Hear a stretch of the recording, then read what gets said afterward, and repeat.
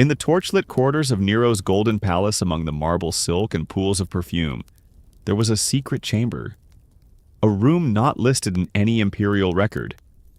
Inside it was a doll, but not the kind a child would play with. This doll had flesh. It had bones. It had eyes that never closed even when they should have. This wasn't a toy, it was a person. Surgically altered, silenced, transformed into a grotesque imitation of Nero's dead wife. Some say he sang to it, others say he did worse. But why would a Roman emperor, a man with limitless power, go to such inhuman lengths to bring back the dead?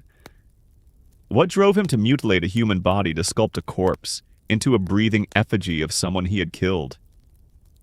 And why did history try to erase it all? In the flickering shadows of the imperial palace, buried beneath layers of gold leaf velvet and grotesque luxury, there was a secret more monstrous than Rome had ever dared whisper aloud. It wasn't a secret etched in scrolls or carved into marble. It was flesh, breathing, bleeding, broken. In a private chamber said to be perfumed with lavender and frankincense to mask the stench of decay and obsession, Emperor Nero kept what he believed was his dead wife brought back to life. But this wasn't resurrection. This wasn't even love. It was horror wrapped in silk. The figure inside that chamber wasn't Poppaea Sabina. She had died allegedly at Nero's own hands, pregnant and helpless, struck in a fit of rage. But Nero couldn't bear her absence, so he found a replacement, a child, a boy, barely old enough to understand what was being done to him. He was beautiful, delicate too, delicate for his own good. Nero ordered him to be castrated, not to punish him. No, this wasn't punishment. It was preservation. The boy's body was mutilated to halt his growth, to freeze him in a state of perpetual softness so he might be shaped into the image of the empress. Dresses were made, wigs prepared, makeup applied to soften every feature, and slowly, carefully, he was turned into a doll, a human one. His name was Sporus, or at least it had been, but names like bodies meant little to Nero. He did not want a person. He wanted a shadow, a breathing tomb, a puppet he could parade before a court too terrified to question the emperor's madness. In a grotesque ceremony witnessed by Roman elites and whispered about in alleys, Nero married the boy. He wore the veil. He bore the title of empress. He shared the emperor's bed, but behind every flower petal tossed at their feet, behind every forced smile, there was a scream that never came. Because Sporus had been stripped of everything that made him human voice choice future. He wasn't a consort. He wasn't even a slave. He was a corpse kept alive for the amusement of a man unraveling into myth and madness. Rome knew. The senators, the servants, the poets, they knew. But what could they do? Nero was not a man to be denied. He fancied himself a god, a tragedian, an artist who sculpted reality itself. And like any tyrant artist, he needed subjects. Clay. Flesh. Sporus became his most blasphemous creation, proof that even death could not deny the emperor what he desired. But what twisted yearning drives a man to reforge a child into the body of his dead wife? Was it grief, guilt, or something far darker? And why has history, even in its obsession with Rome's decadence, tried to bury this story, hide it beneath tales of fires and fiddles, madness and murder? This is not the tale of an emperor's eccentricity. It is the story of a living nightmare of identity stolen and flesh defiled. A story too disturbing to be taught, too shameful to be remembered, yet too important to forget. The truth about Nero's human doll is not only a horror of the past. It is a mirror held up to the face of power unchained. And now we open the curtain, not on a stage, but on a cage. Behind it, the boy who became a doll and the emperor who lost his soul trying to resurrect the dead. To understand the horror Nero inflicted on Sporus, we have to descend into the emperor's own unraveling mind. Nero wasn't born a monster, or if he was Rome, certainly didn't notice, not at first. He began life as Lucius Domitius Ahenobarbus, the great-great-grandson of Augustus, groomed from childhood to be something grand. When he rose to the throne at just 16, it was under the careful guidance of Stoic philosopher Seneca and the ambitious general Burrus. There was hope that this new emperor might restore Roman dignity. For a moment there was light, but it didn't last. Power did what it always does: it warped, seduced, devoured. Nero began to drift away from governance and into performance. He fancied himself a singer, a poet, a charioteer. The emperor of the world wanted to be loved not for law or war, but for applause. And when the applause wasn't enough, when the voices of critics or rivals grew louder, Nero silenced them with blood. He executed his mother Agrippina after several failed assassination attempts, one by collapsing her ceiling, another by sabotaging her boat. He drove Seneca to suicide. He watched the flames of Rome consume the city while allegedly singing of Troy's fall. But even amidst the terror and the theater, Nero was capable of affection, twisted, obsessive, dangerous affection. And no one inspired it more than Poppaea Sabina. Poppaea wasn't Nero's first wife. She was his second. His rise to power had been tied to Octavia, daughter of the previous emperor Claudius.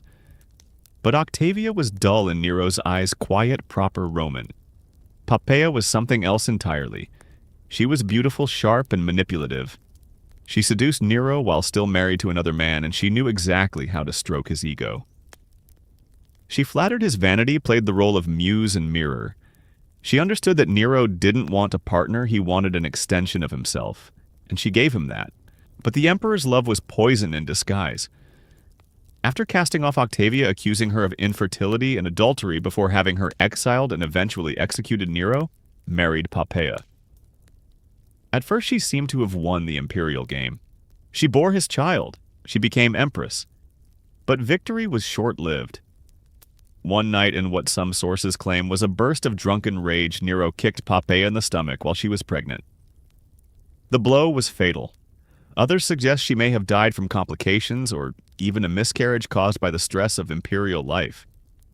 But the result was the same: Poppaea was gone, and with her a piece of Nero shattered irreparably. This was not just grief. This was something deeper, darker. Nero didn't mourn like a man. He mourned like a god denied his toy. He couldn't accept that she was gone. He couldn't accept that death, something even emperors cannot control, had taken her from him. So he decided to challenge it. It wasn't resurrection in the spiritual sense. It was something more obscene. Nero didn't call upon gods or priests. He called upon his surgeons, his servants, his artists. And into this madness stepped a boy, Sporus. Sporus was no one. Just a child, possibly a palace servant or the son of a slave. But he bore one fatal quality: he looked like Poppaea. Delicate features, soft eyes, the hint of something feminine. It was enough. Nero's gaze landed on him, and Sporus's fate was sealed. The emperor ordered his castration, an irreversible mutilation, meant not only to preserve his body in a childlike state, but to erase his manhood altogether. This wasn't just to make him look like a woman. It was to freeze him in an eternal mimicry of Poppaea, youthful, passive, voiceless. A living effigy of the empress he had killed. Clothes followed, wigs, makeup, jewelry. Sporus was draped in silks and wrapped in identities he did not choose.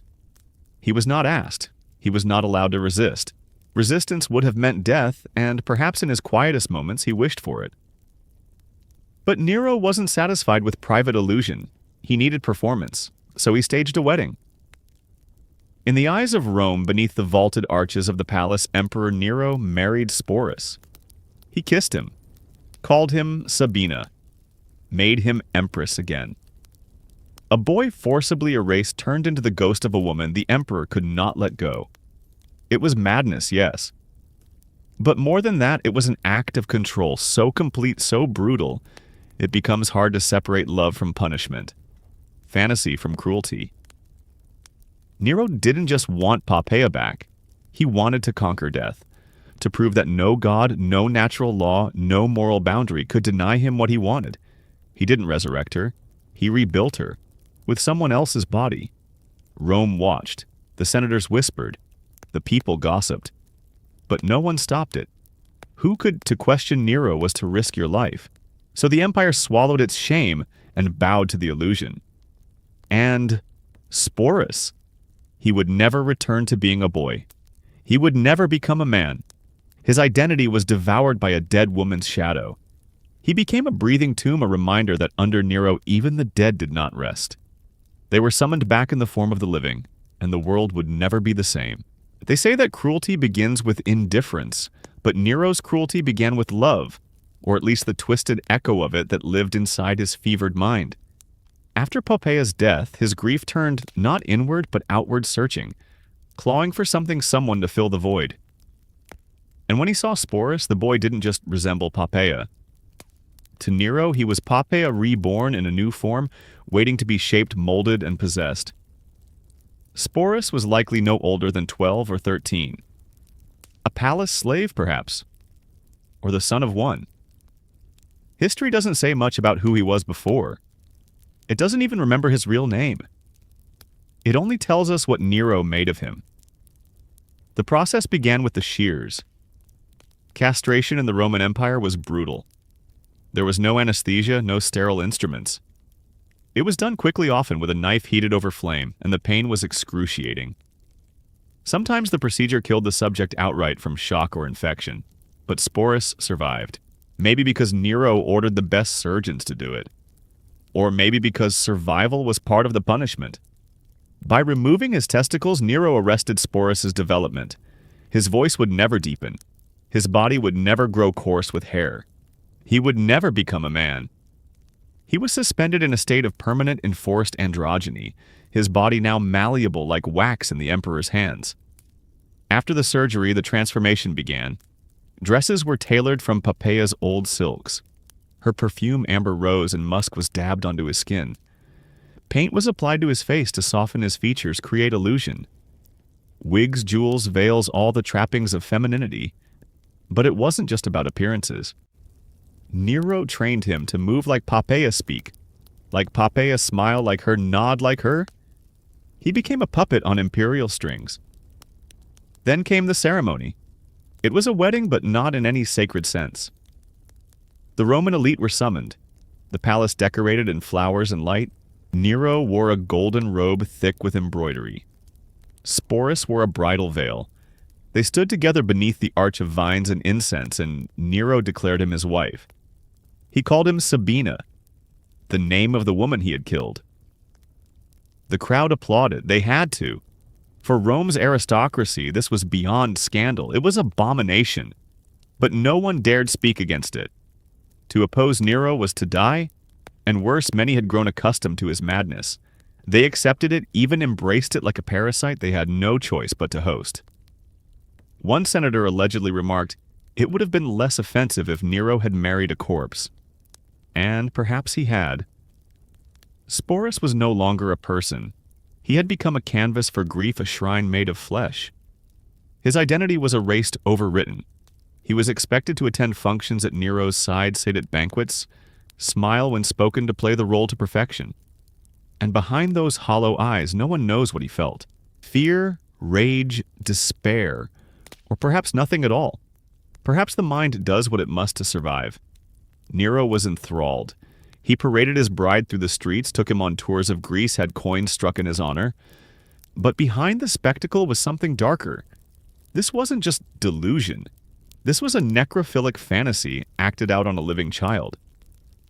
Nero didn't want Poppaea reborn. He wanted to keep her corpse alive, to touch it, speak to it, dominate it.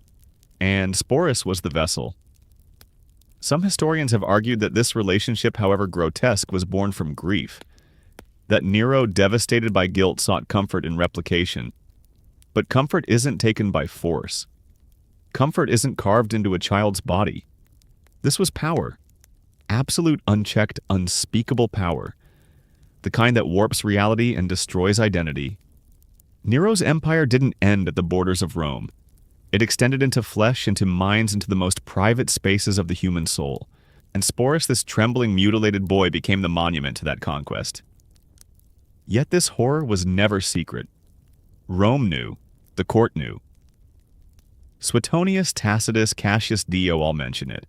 Some with revulsion, others with a quiet detachment, as if trying not to stare too long into the abyss. But none of them denied it. It happened. The most powerful man in the world married a castrated child and dressed him in the skin of the dead. And history. It flinched. It turned the page quickly. It whispered, then went silent. But the silence is not innocence. It is complicity. Because Sporus' story is not just about Nero's madness. It's about the world that allowed it, that watched it unfold night after night as the emperor stroked the cheek of his doll and called it love. And Sporus, he stood still. He smiled. He obeyed. Because there was no other choice. Because in the empire of Nero, death was mercy and survival meant surrendering everything, even your name. Every morning the boy who once had a name woke beneath satin sheets in a room designed for a woman long dead. The walls were covered in frescoes of roses and swans, the ceiling painted with cherubs. Slaves entered silently to dress him, their eyes averted. His body, mutilated, altered, was wrapped in Poppaea's gowns. His lips painted red, hair curled into ringlets that brushed his cheeks. And then he was presented like a sacred relic to the man who had remade him. Nero would call him Sabina. Always Sabina. Never Sporus. That name had been buried, erased alongside the boy's childhood. To the emperor, he was no longer a person, but a memory resurrected by force. He was made to walk beside Nero in public as his empress. During court ceremonies, he stood at the emperor's side holding the golden cup, receiving guests, listening to the whispers. That's not a woman. He's just a boy. What has he done to him? But the whispers never rose above a murmur. No one dared speak too loudly. The walls had ears. And the ears reported back to Nero. Behind closed doors, the fantasy deepened. Nero would sing to him songs he once sang to Poppaea. He would speak to him in soft tones, stroke his hair, laugh as if he truly believed. But other nights it turned violent.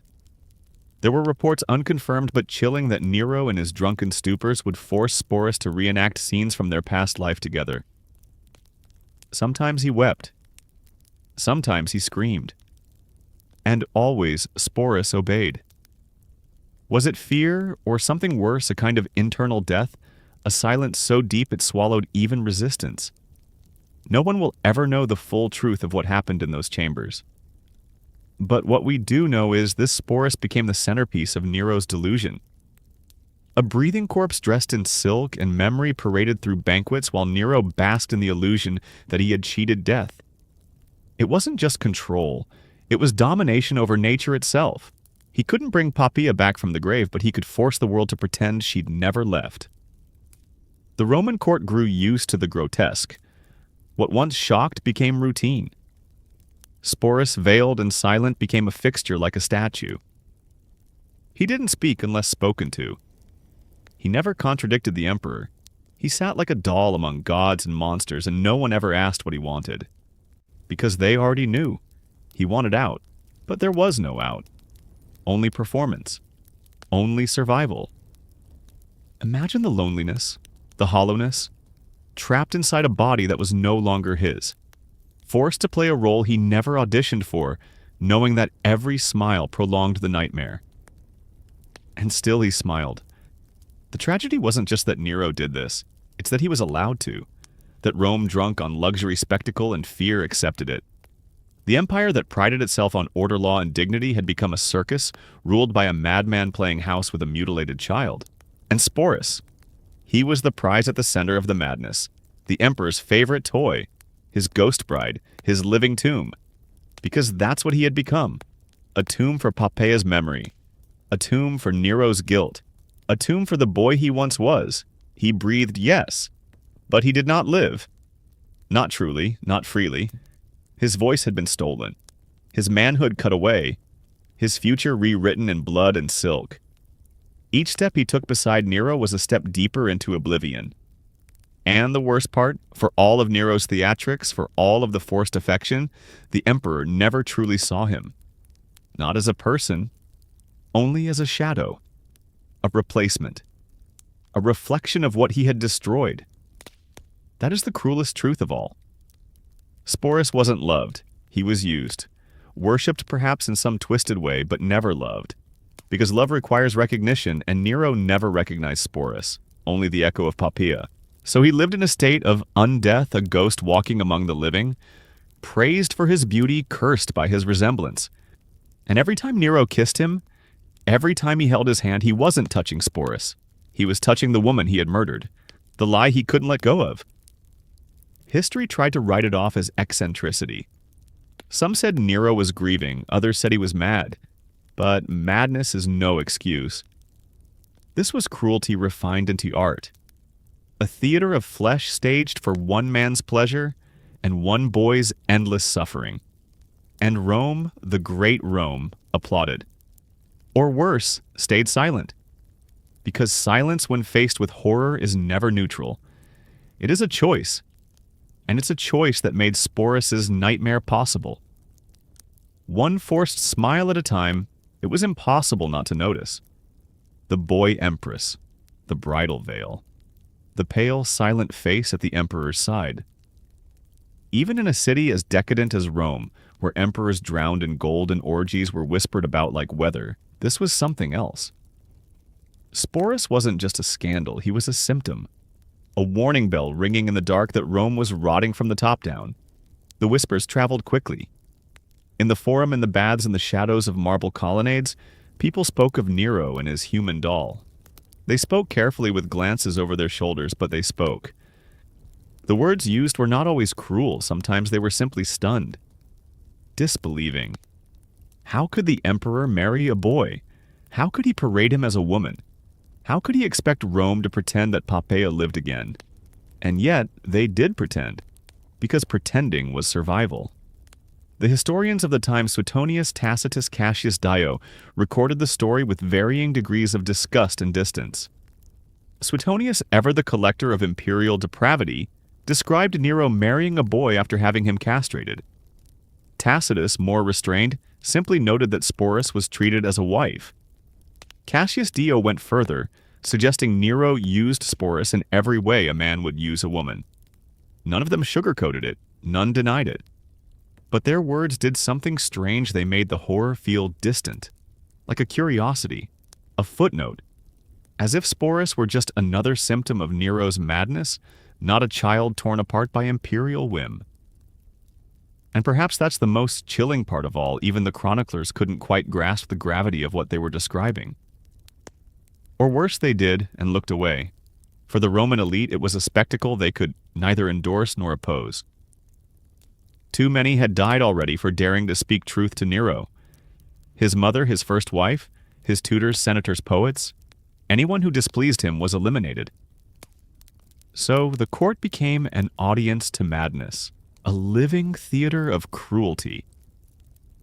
They watched as Nero danced and sang on stage, as he raced chariots like a common athlete, as he forced nobles to applaud his every move. And through it all, Sporus stood by his side, veiled, voiceless, vacant.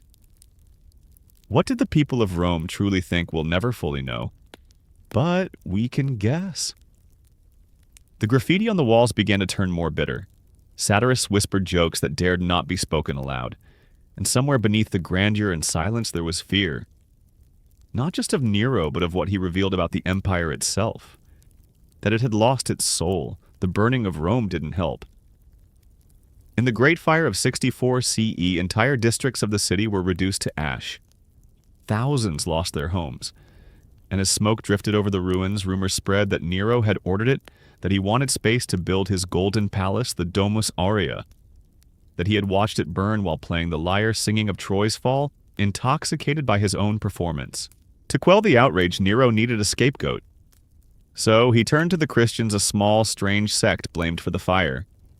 He had them hunted, tortured, crucified, burned alive as human torches in his gardens.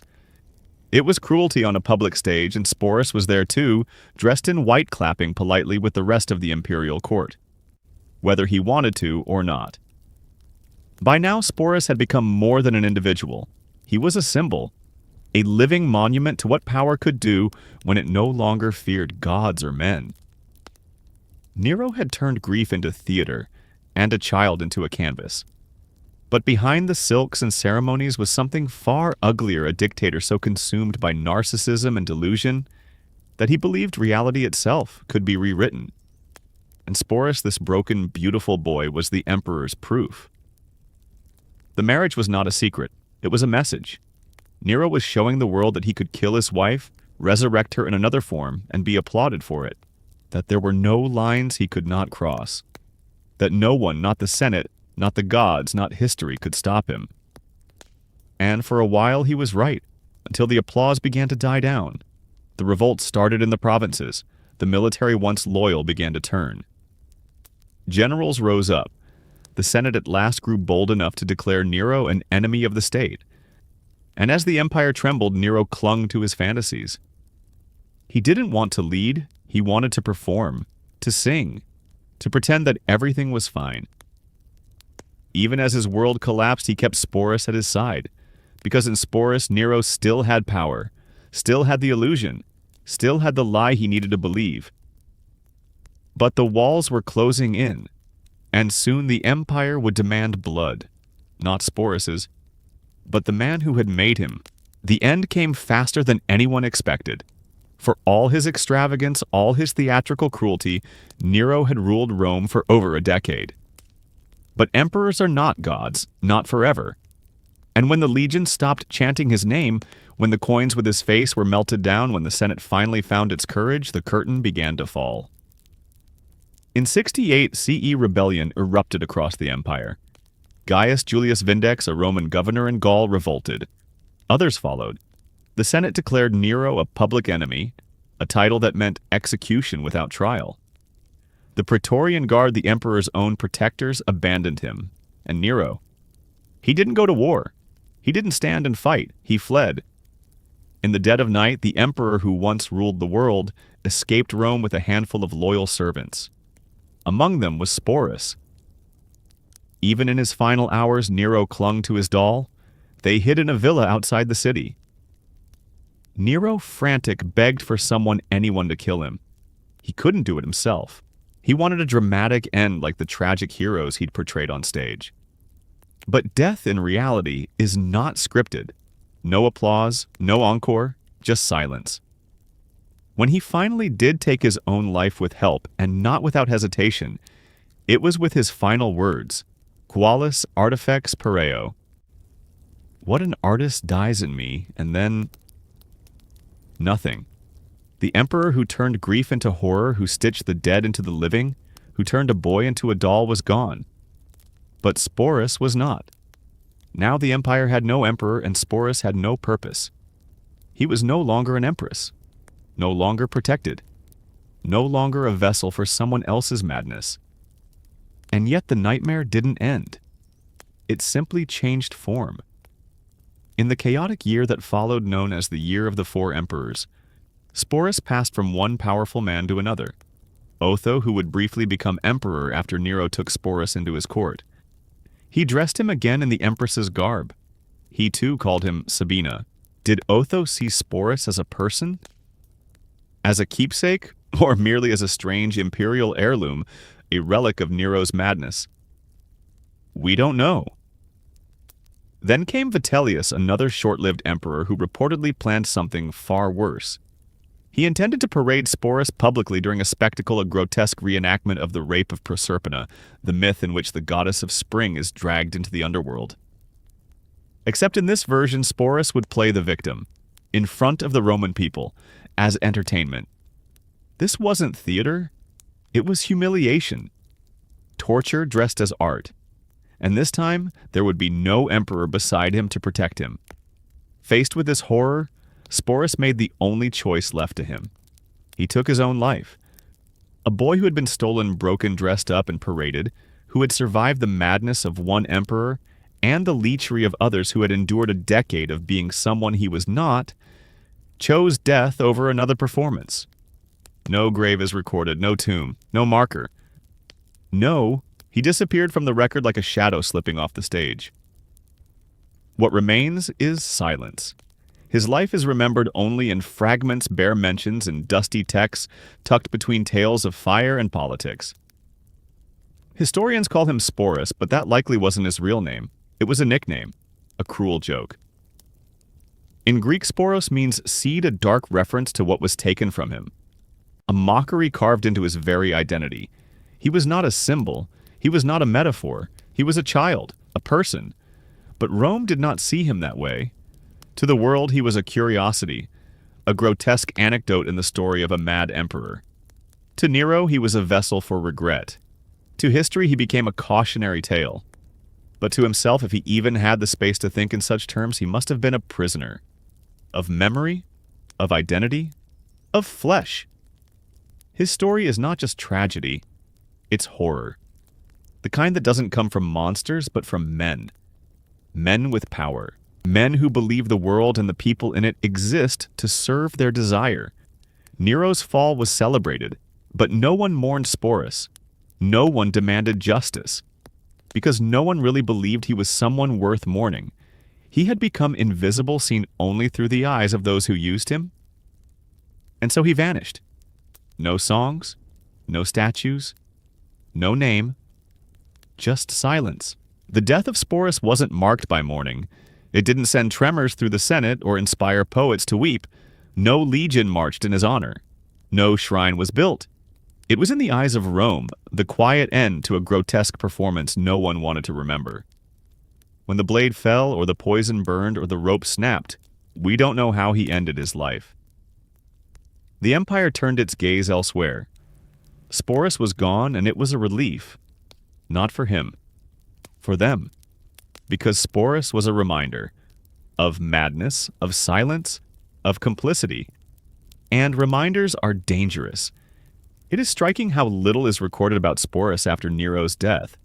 Despite being paraded across courts dressed and displayed like a symbol of Nero's love, his life disappears into the haze of imperial succession. Historians who feasted on Nero's scandals, the murders, the incest, the singing on stage gave Sporus only a few cold lines. They described what was done to him, but not who he was. What did he feel during those years? What thoughts ran through his head as he wore the veil, as he was kissed in public, as he stood still while Rome applauded? Did he cry when he was alone? Did he remember the boy he was before Nero saw him? Or had that boy already died long before the actual death came? We'll never know. Because no one asked. That silence, the silence of history, of empathy, of basic human dignity, is as horrifying as the acts themselves. It tells us that Sporus didn't just lose his body. He lost his humanity in the eyes of the world, and that may be the cruelest cut of all. Some scholars speculate that Sporus might have found moments of safety between Nero's death and Vitellius's rise. Maybe he lived in quiet for a time. Maybe he tried to reclaim his identity. But that hope is fragile, speculative, a flicker of light snuffed out when Vitellius announced his intention to publicly violate and humiliate him. The rape of Proserpina was not theater. It was planned human sacrifice, thinly disguised as performance. The very idea of dragging Sporus into an arena, forcing him to relive his pain before a laughing crowd, speaks volumes about what Rome had become. Vitellius didn't see a man or a woman a victim or a survivor. He saw an opportunity for cruelty, for power, for spectacle. Faced with that future, Sporus chose the only exit left, a death by his own hand. Perhaps in that final act there was a flicker of defiance, a final reclamation of self. He would not be their puppet again. He would not play their games. Better to vanish than to be paraded, torn open, broken again. And so he slipped from the world, and the world barely noticed. No epitaph, no elegy. Just the rustle of pages as chroniclers moved on to the next emperor, the next war, the next scandal. Sporus became a footnote in Nero's biography, a strange, uncomfortable detail glossed over in favor of more palatable stories. He became the boy Nero married, the castrated favorite, the human doll. Never Sporus, never whole. Why did history bury him? Because his story didn't fit the image Rome wanted to remember. It wasn't noble or victorious. It was sordid, shameful, unflinchingly cruel. It exposed the ugliest truths about power and silence, about what people will endure, about what others will allow, and so Sporus became an absence. But in that absence there is something deeply disturbing and profoundly human. His ghost lingers, not in monuments but in the questions he leaves behind. What is identity when someone else takes it from you? What is survival when the cost is everything you are? What is love when it comes with a knife? Sporus was not a prince, nor a general, nor a philosopher. He left behind no writings, no children, no laws. But his story, what little remains of it, is one of the most haunting in Roman history, because it reminds us that even in the most powerful empire the world had ever seen, a single boy could be stolen, silenced, sculpted into something he was not, and then erased. And no one stopped it. Not the gods, not the senators, not the people. Just silence. Cold, indifferent silence. Sporus is dead. Nero is dead. The palace that once echoed with performance and perversion has crumbled into ruins. And yet the horror lives on, because this isn't just a story about Rome. It's not just about a mad emperor or a forgotten boy mutilated and paraded like a doll. It's a story about what happens when absolute power meets silence, when identity becomes a costume, and humanity is rewritten for someone else's desire. Sporus wasn't the first victim of this kind of power, and he wasn't the last. Think about it, how many Sporus figures have lived and died nameless and voiceless, forced into identities chosen by someone else in regimes and cults, in institutions that thrive on obedience and spectacle. How often are people transformed not with knives but with words, pressure manipulation into reflections of someone else's will? The story of Sporus is the ultimate cautionary tale. Not because it's ancient, but because it's timeless. This was about control, total physical, psychological domination. Nero's obsession didn't just cost a boy his body, it cost him the right to exist as himself. His name, his gender, his very identity were burned away and replaced with the ghost of a dead woman. And the world clapped. What makes this story so disturbing is not just the gore or the madness, it's the apathy, the collective shrug, the knowledge that thousands, perhaps millions, knew and did nothing. Because sometimes evil isn't a tyrant with a dagger. Sometimes it's the silence of the crowd, the polite applause, the unwillingness to look directly at what's happening. And that's why this story matters now more than ever. In a world still wrestling with identity power, exploitation, and the human cost of obedience, Sporus is not just a ghost, he is a warning that history doesn't always bury its horrors. Sometimes it disguises them as anecdotes, footnotes, tragedies with no villains, victims with no names. But we remember, and by remembering we strip away the illusion. We unmask the power. We restore a name to the voiceless. Sporus. He was not a doll, he was not an empress, he was not Poppaea reborn. He was a boy, a person. And he deserved to be seen. If this story disturbed you, and it should share it. Talk about it. Challenge the silence that let it happen. History doesn't repeat itself because we forget. It repeats because we choose not to see. Thank you for watching. Stay curious, stay awake, and never ever look away from the darkness, because that's where the truth hides. Until next time.